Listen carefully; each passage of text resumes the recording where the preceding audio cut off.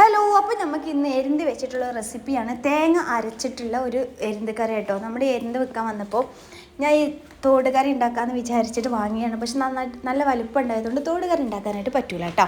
അപ്പം ഞാൻ നല്ലൊരു തേങ്ങ അരച്ചിട്ട് കറി വെക്കാമെന്ന് വിചാരിച്ചു. അതിനായിട്ട് ഇതാ കുറച്ച് തേങ്ങ എടുത്ത് ചിരകി വെച്ചിട്ടുണ്ട്. ഇതൊന്ന് മിക്സിയുടെ ജാറിലോട്ട് ഇട്ട് കൊടുക്കുന്നുണ്ട് കേട്ടോ.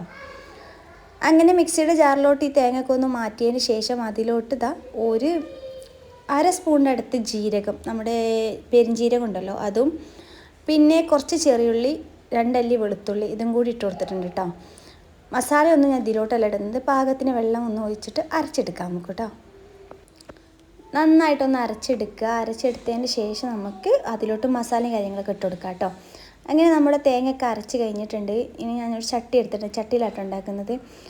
2 തക്കാളി, 3 പച്ചമുളക്, കുറച്ച് കറിവേപ്പില ഒന്ന് കഴുകി മുറിച്ചെടുത്തിട്ടുണ്ട്. അതൊന്ന് ചട്ടിയിലോട്ട് ഇട്ട് കൊടുക്കട്ടെ. അതുപോലെ 2ആയിട്ട് കട്ട് ചെയ്തെടുത്തിട്ടുണ്ട്. പിന്നെ കുറച്ച് മഞ്ഞൾപ്പൊടി, കുറച്ച് മുളക് പൊടി, ഒരുപാട് മസാലകളൊന്നും ഇടണ്ട കേട്ടോ, അപ്പോൾ എരുന്തിൻ്റെ ടേസ്റ്റ് അങ്ങ് പോവും. പിന്നെ നമ്മുടെ തേങ്ങ അരച്ചതും കൂടി ചേർത്ത് അതിലോട്ട് ആവശ്യത്തിനുള്ള വെള്ളം കൂടി ഒഴിക്കാം കേട്ടോ. ഒരുപാട് വെള്ളം ഒഴിക്കേണ്ട, എന്തെന്ന് വെള്ളം വരും. അപ്പോൾ ഞാൻ കുറച്ച് കട്ടിക്കാണ് കലക്കി എടുത്തിട്ടുള്ളത് കേട്ടോ. നന്നായിട്ടൊന്ന് അങ്ങ് മിക്സാക്കി കൊടുക്കുക, നന്നായിട്ട് കലക്കിയെടുക്കുക കേട്ടോ. അങ്ങനെ നമ്മുടെ കറിയൊക്കെ ഇവിടെ കലക്കിയെടുത്തതിന് ശേഷം ഞാൻ ഗ്യാസിൽ വെച്ച് കൊടുത്തിട്ടുണ്ട്. പിന്നെ കുറച്ച് ഉപ്പ് കൂടി ഇട്ട് കൊടുക്കുക കേട്ടോ. ഉപ്പ് ഇട്ട് കൊടുത്തതിന് ശേഷം ഒന്ന് മൂടി വെച്ച് തിളപ്പിച്ചെടുക്കാം. ഞാൻ എരുന്തൊക്കെ കൈക്ക് വൃത്തിയാക്കി ഊറ്റി വെച്ചിട്ടുണ്ട്, അതിൻ്റെ വെള്ളമൊക്കെ ഒന്ന് പോകാൻ വേണ്ടിയിട്ട് ഊറ്റി വെച്ചിട്ടുണ്ട് കേട്ടോ. പിന്നെ നമ്മുടെ കറി ഇവിടെ തിളച്ച് വന്നിട്ടുണ്ട്, നന്നായിട്ട് കുറുക്കി വച്ചിരിക്കുകയാണ് കേട്ടോ. ഇങ്ങനെ തന്നെയാണ് വേണ്ടത്.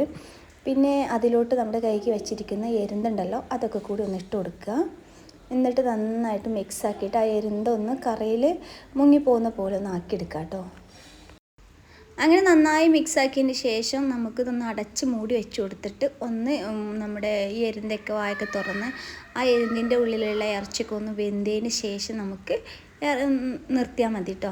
ഇവിടെ അതാ കറിയൊക്കെ തിളച്ച് വരുന്നുണ്ട്. ആ സമയത്ത് ഞാൻ ഒന്ന് ഇളക്കി കൊടുക്കുന്നുണ്ട് കേട്ടോ. അപ്പോൾ കണ്ടോ, എരുന്തിന്ന് വെള്ളം വന്നപ്പോൾ കറി ഒന്ന് ലൂസായി കിട്ടിയില്ലേ, അതാണ് ഞാൻ പറഞ്ഞത്. പിന്നെ ഉപ്പിടുമ്പോൾ നമ്മൾ ഒന്ന് ശ്രദ്ധിക്കണം കേട്ടോ, കാരണം ഉപ്പിടുന്ന സമയത്ത് എരുന്തിൽ അത്യാവശ്യം ഉപ്പുണ്ടാവും. അപ്പോൾ അതുകൊണ്ട് നിങ്ങൾ കറിയിൽ ഉപ്പിടുമ്പോൾ ശ്രദ്ധിച്ചിട്ട് ഉപ്പിടണം കേട്ടോ, ഞാൻ പറയാൻ വിട്ടുപോയതാണ്. ഇപ്പോൾ അതാ ഇവിടെ കറിയുടെ എരുന്തി എല്ലാം വായ തുറന്നു, കറിയൊക്കെ സെറ്റായി വന്നിട്ടുണ്ട് കേട്ടോ. ഇനി നമുക്കിതൊന്ന് വറവിട്ടെടുക്കണം. നല്ല ടേസ്റ്റാട്ടോ ഈ ഒരു കറി കൂട്ടി ചോറിനാനും അല്ലെങ്കിൽ നമുക്ക് കടികളിലേക്കായാലും നല്ല ടേസ്റ്റാണ്, അടിപൊളിയാണ്. നിങ്ങളുടെ കയ്യിൽ എന്ത് കിട്ടുമ്പോൾ ഇതേപോലെ ഉണ്ടാക്കി നോക്കി, എന്നിട്ട് നിങ്ങൾ ഫീഡ്ബാക്ക് അറിയിക്കണം കേട്ടോ. കറി ഒന്ന് തൂമിച്ചെടുക്കാൻ വേണ്ടിയിട്ട് ഞാനിവിടെ ചെറിയുള്ളി പിന്നെ 2 വെളുത്തുള്ളി ഇട്ടിട്ടുണ്ട്. നല്ല ടേസ്റ്റാണ് വെളുത്തുള്ളി ഒന്ന് തൂമിച്ച് വയ്ക്കുമ്പോൾ. ഒരുപാടിട്ട് വെളുത്തുള്ളിയുടെ കുത്ത് ഉണ്ടാക്കിയെടുത്തിട്ടോ, 2 എണ്ണം മാത്രം വെച്ചാൽ മതി. എന്നിട്ട് വെളിച്ചെണ്ണ ഒഴിച്ച് അതൊന്ന് ചൂടായതിന് ശേഷം അതിലോട്ട് ഇതാ ചെറിയുള്ളി ഇട്ട് അതൊന്ന് പകുതി മൂത്ത് വരുമ്പോൾ ഞാൻ ഒരു നുള്ളു ഉലുവ കൂടി ഇട്ട് കൊടുക്കുന്നുണ്ട് കേട്ടോ. പിന്നെ അതിലോട്ട് കുറച്ച് മഞ്ഞൾപ്പൊടിയും പിന്നെ നമ്മുടെ കറിവേപ്പിലയും കൂടി ഇട്ട് കൊടുത്തിട്ട് ഒന്ന് പാകതിന് ശേഷം നമ്മുടെ എരുന്തിലോട്ട് ഒഴിച്ച് കൊടുക്കുക കേട്ടോ. അപ്പോൾ ഒരു പ്രത്യേക ടേസ്റ്റാണ്, കടുകിനേക്കാളും ടേസ്റ്റ് ചെറിയ ഉള്ളി തന്നെയാണ് കേട്ടോ. ചെറിയ ഉള്ളി എടുത്തിട്ട് നിങ്ങളിതുപോലെ തൂമിച്ച് വയ്ക്കുക. ഇതുപോലുള്ള റെസിപ്പിയൊക്കെ ഇഷ്ടമാണെങ്കിൽ സബ്സ്ക്രൈബ് ചെയ്യണം കേട്ടോ. ചെയ്യാതെ കാണുന്നവരാണെങ്കിൽ ലൈക്കും കൂടി ഇടുക. അപ്പോൾ എൻ്റെ ഇതുപോലെയുള്ള വ്ളോഗൊക്കെ കാണാം. അപ്പോൾ ഓക്കെ, ബൈ.